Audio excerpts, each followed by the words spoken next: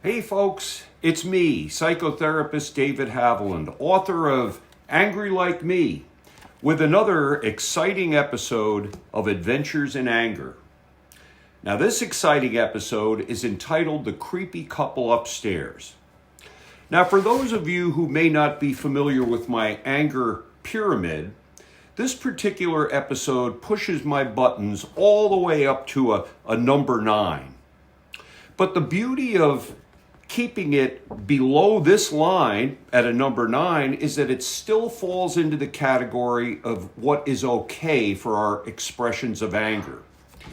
Now, if we didn't express anger, we'd be robotic, kind of like Elon Musk's AI creatures. Hello, I am not upset because I have no emotions. But being that we're superior to AI, at least at this point in time, we express anger as a way of allowing ourselves to communicate our feelings about various issues. And as I've shown with my pyramid in the past, our anger level can be as low as being ticked off because we hit every red light on the way to work, to being peeved, that's a slightly higher level on my pyramid because it rains on our car with a surprise thunderstorm right after we pay 15 or 20 bucks to have it simonized, waxed, and cleaned, and going up as far as a 9, which could mean that we're really pissed off at what's happening. But as long as we don't cross that line into physical or verbal aggression, we're going to be okay. Nobody's going to go to jail. No marriage is going to end up on the rocks. Nobody's going to lose their job or be attacked by someone else because we ourselves have initiated aggression. This is the realm of aggression. As long as we don't cross this line, we're okay.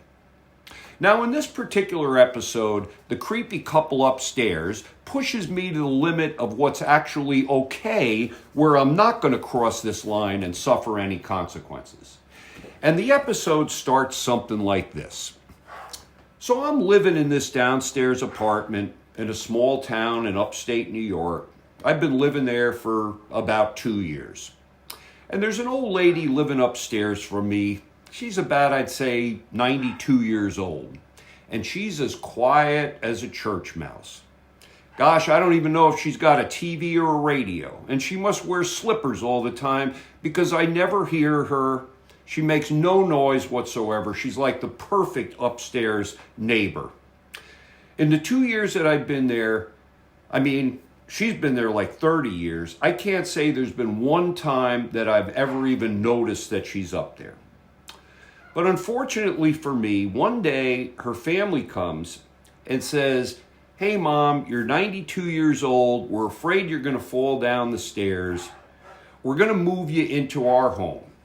So they come, move all her furniture out, and move them into their place. And now the place is vacant for a couple of weeks. And I'm thinking, boy, I could get used to this too. Nobody upstairs. And then all of a sudden, one day, when I'm coming home from seeing patients all day at the hospital, I hear a familiar voice.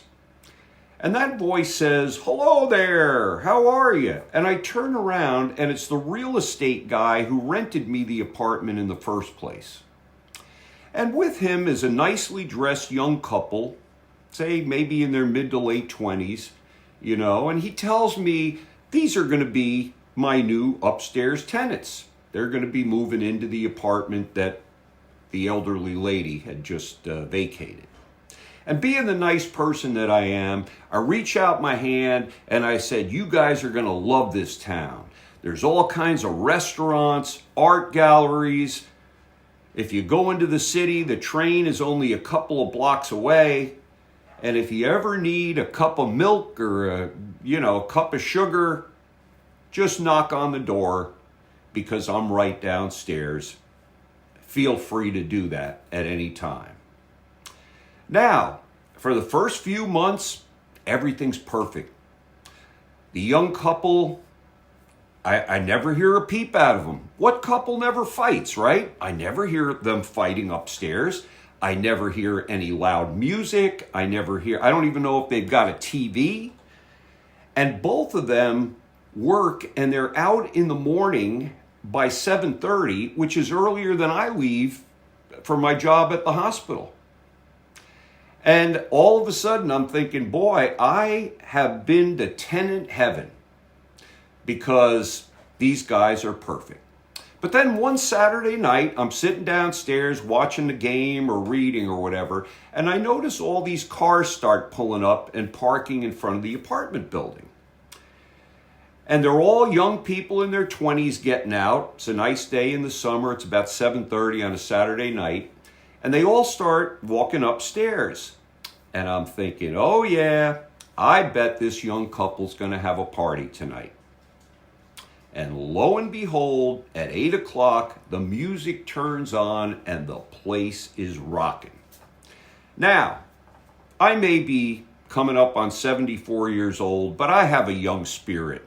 And I say, I'm happy that the young couple's having a party. Listen, when I was young back in California, living in the Bay Area, we used to dance to Santana into the late hours of a Saturday evening.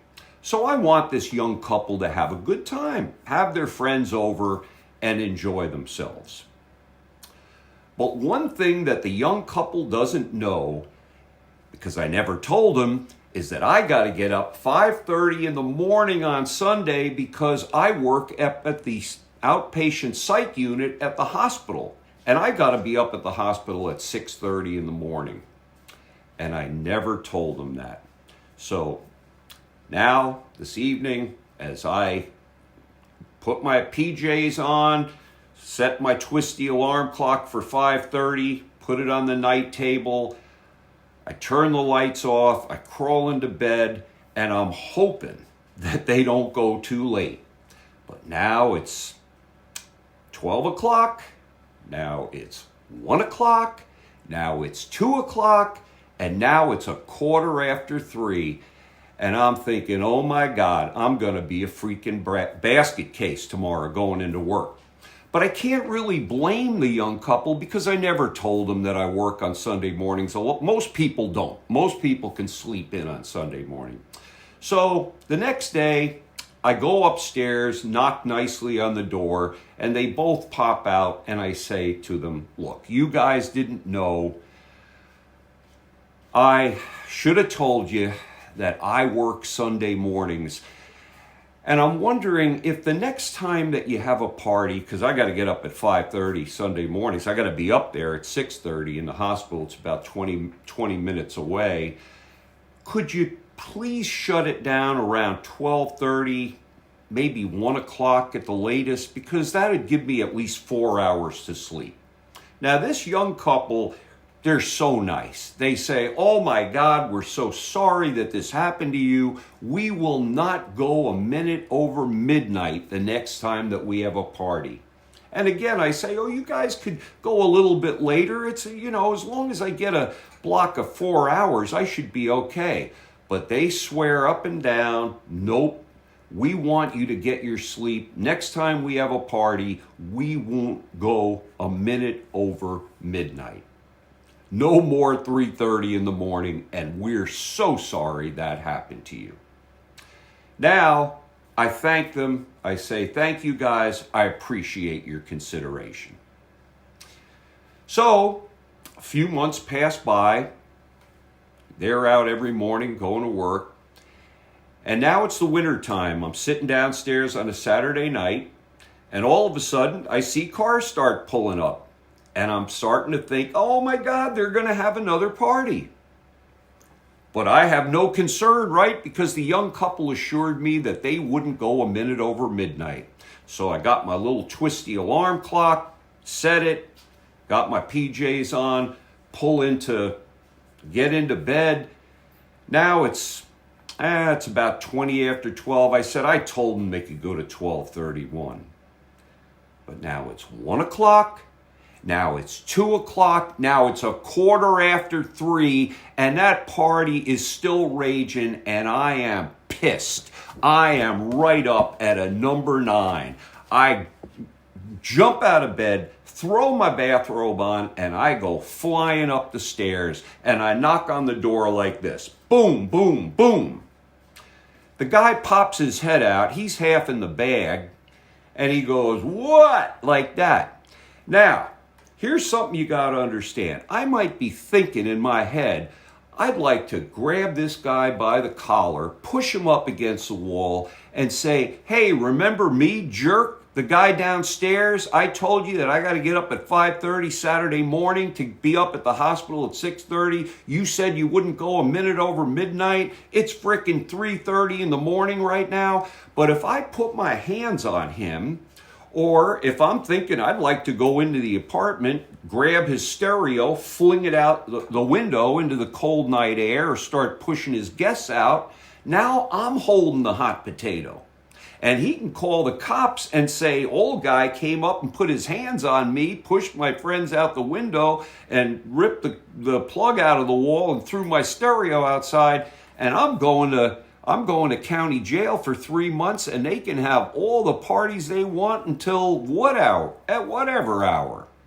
So, I might be thinking it, but I don't say it. But what I do say is, hey, remember me, the guy downstairs? I told you you could go to 12:31 because I got to get up at 5:30 in the morning. And you said, you guys told me you wouldn't go a minute over midnight. Well, guess what? It's 3:30 in the morning right now, and I got to get up in an hour and a half to go for a 12-hour shift up at the hospital. So here's the deal. Tonight, you're seeing me reminding you that you had said midnight would be the latest you'd go. The next time you go 1 minute over the time that you said, you won't be seeing me. You'll be talking to my friends at the local police department.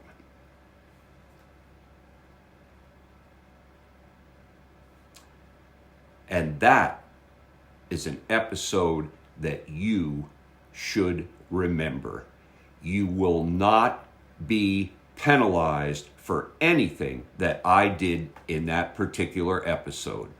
Because I didn't lay my hands on him, I didn't threaten to kick his butt, but I stood firm, I came close. It's about as close as you can come to that level where you are going to, if you go over this level, and we will have some fun episodes coming up where people have gone over that level. As long as you stay below this level here, you are going to be okay.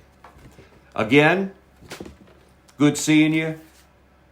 Don't forget, my book, Angry Like Me, it's available on Amazon.com, and it's also available at Walmart and a variety of other outlets. It's filled with episodes just like the one that I shared with you.